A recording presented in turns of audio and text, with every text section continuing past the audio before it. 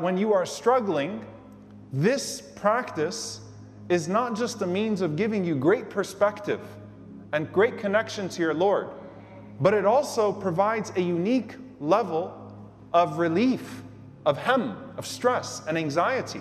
And that's something that's very unique about this particular habit, this particular good deed. When you read about it, the way that the companions and the Salaf and the pious predecessors speak about this act in particular as being one that removes stress. You stand up at night, you have a direct connection to your Lord, it's quiet, you don't have a meeting coming up, right? You can create the scene, set the scene. The kids are most likely sleeping, they should be sleeping at that time. It's just you and Allah subhanahu wa ta'ala. The rules of Qiyamul Layl are not as rigid, and I don't say that in a negative way, but with the maktuba, with the mandatory prayers, there are certain things you can and can't do, but with the Qiyam, you can spend the whole night with 1 or 2 ayat. You can allocate certain time to your sajda, certain time to your standing up. It's a moment of joy. And when the scholars spoke about it, that's what they say. And it's very interesting because just like with fasting, you know, you always start reading about these studies to try to make you feel better about your faith. And you don't need to, right? The benefits of fasting. It feels good, right? When you hear about the physical benefits and things of that sort as well. Basically, these studies confirming what you already have been acting upon because it was prescribed by your Lord. And so you read these studies about mindfulness meditation. 20 minutes a day.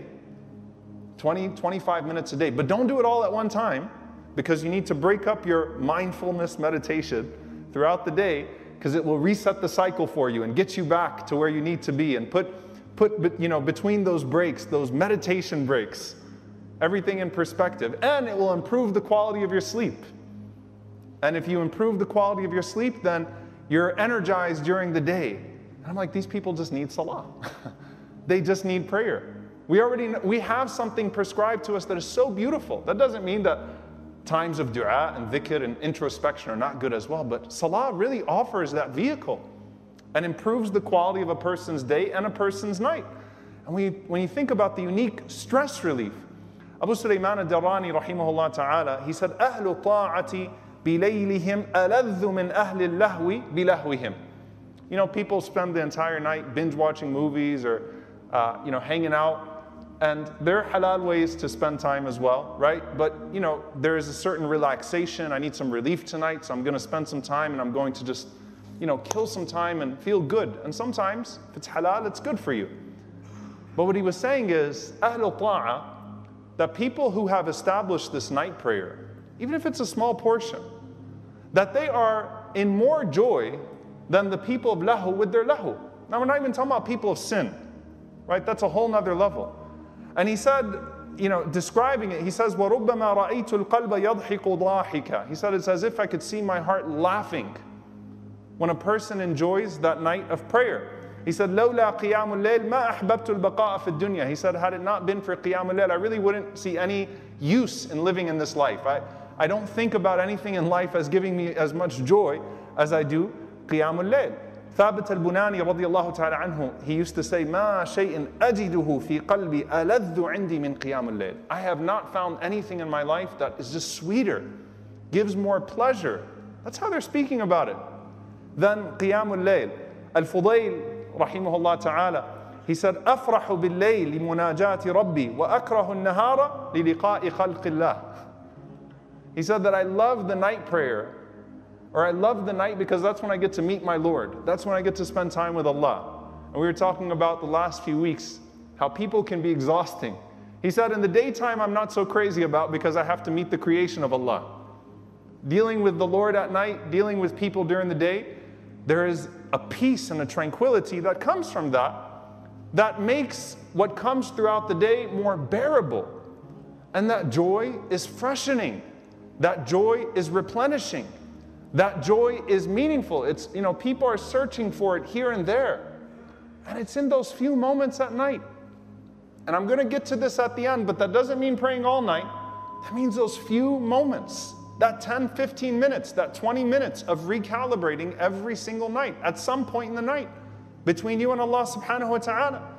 Al-Imam Hassan al-Basri rahimahullah ta'ala, he was asked, مَا بَالُ الْمُتَهَجِّدِينَ بِاللَّيْلِ مِنْ أَحْسَنِ النَّاسِ وُجُوهًا. He said, how come the people that sleep the least at night have the freshest faces during the day? It's as if they're energized. قَالَ لِأَنَّهُمْ خَلَوْا بِالرَّحْمَنِ فَأَلْبَسَهُمْ مِنْ نُورِهِ.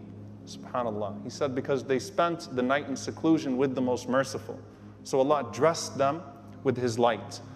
Sa'id ibn Musayyib rahimahullah ta'ala, he said, إِنَّ الرَّجُلَ لِيُصَلِّي بِاللَّيْلِ فَيَجْعَلُ اللَّهَ فِي وَجْهِهِ نُورًا يُحِبُّهُ عَلَيْهِ كُلُّ مُسْلِمٍ. That a person spends the night praying to Allah subhanahu wa ta'ala in seclusion with their Lord. And so Allah subhanahu wa ta'ala gives them nur, gives them light, gives them something that would connect them with every single Muslim.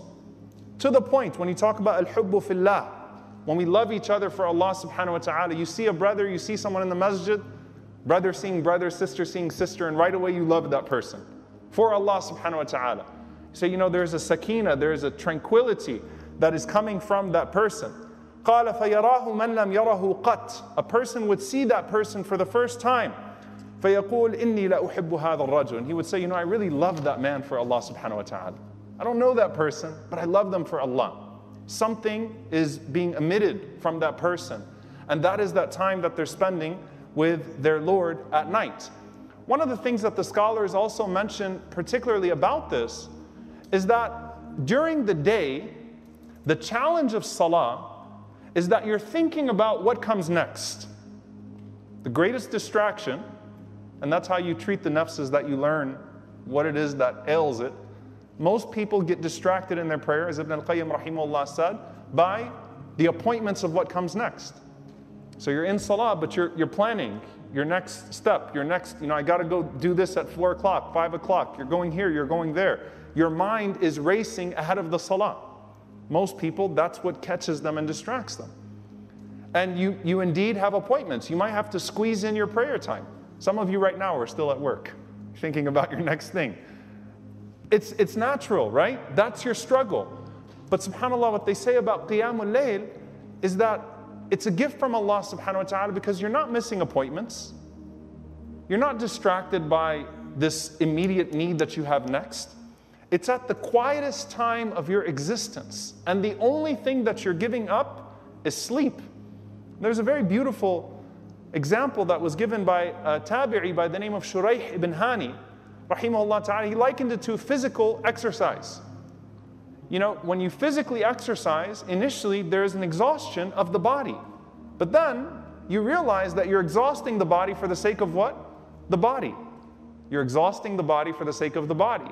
And so he said, when you give up sleep, you realize at some point that your sleep is actually filled with more blessing, has more barakah in it. That 15 minutes or 20 minutes that you compromise is not going to make you a groggy person throughout the day. It's not going to mess things up for you. The sleep has more blessing in it, and what you gain from that time in Qiyamul Layl makes the sleep the easiest thing to give up in this dunya. You're not giving up appointments. You're not thinking about, I got this in 10 minutes. Hopefully you're not checking WhatsApp at 3 a.m. or whatever it is, or 4 a.m. You have time. You can pause. You can focus. It's quiet. And the day has not yet started. And that's wisdom from Allah subhanahu wa ta'ala. So whether it's in the beginning of the night, when other people are going to sleep, or the end of the night, when most people are still asleep, you can dedicate and allocate that time. And this is where we find this idea of what it means to have qurb, closeness to Allah subhanahu wa ta'ala.